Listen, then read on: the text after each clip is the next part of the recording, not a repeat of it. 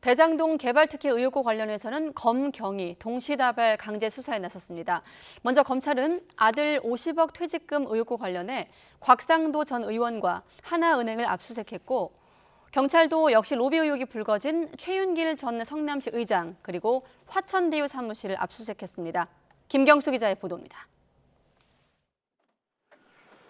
검찰 수사관들이 곽상도 전 의원 집으로 파란 상자를 들고 들어갑니다. 의원직 사퇴한 가결 엿새 만에 검찰이 곽 전 의원을 상대로 강제 수사에 돌입한 겁니다. 하나은행 관련 자료도 있었습니까? 김정태 회장과의 연결고리는 잡았나요? 곽 전 의원 자택과 옛 사무실을 압수수색한 검찰은 하나은행 본점도 동시에 압수수색했습니다.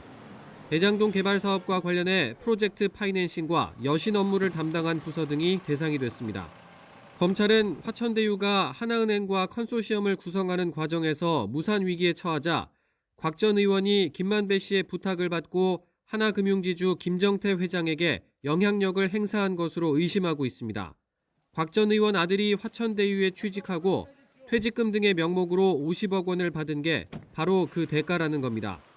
앞서 곽 전 의원은 자신은 대장동 사업이나 화천대유와 관련된 일에 관여하지 않았다며 반드시 결백을 증명하겠다는 입장을 냈습니다.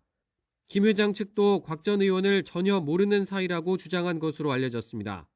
지난달 곽 전 의원 아들을 2차례 소환 조사하고 하나은행 관계자도 여러 차례 조사한 검찰은 압수물 분석이 끝나는 대로 곽 전 의원도 조만간 불러 사실관계를 확인할 것으로 보입니다. 경찰도 최윤길 전 성남시 의회 의장 자택과 화천대유를 동시에 압수수색하며 로비 의혹 수사에 본격 착수했습니다.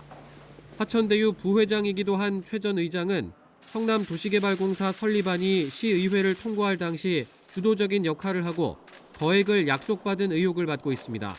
정영학 회계사 녹취록에 등장했던 성남시 의회 30억 로비 대상이 최 전 의장이 아니냐는 건데 최 전 의장도 소환 조사가 불가피한 상황입니다. 검찰과 경찰이 주요 인물들을 나누어 동시에 로비 의혹 수사에 팔을 걷어붙인 모양새지만 구속된 김만배, 남욱 2명을 기소하기 전에 결론을 내긴 쉽지 않은 상황입니다.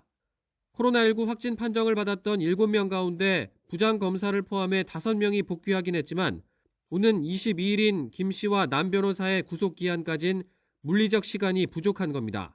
검찰은 일단 구속영장에 적시됐던 배임 혐의와 일부 뇌물 혐의부터 기소한 뒤 추가 수사를 이어가는 방안을 검토하는 것으로 알려졌습니다.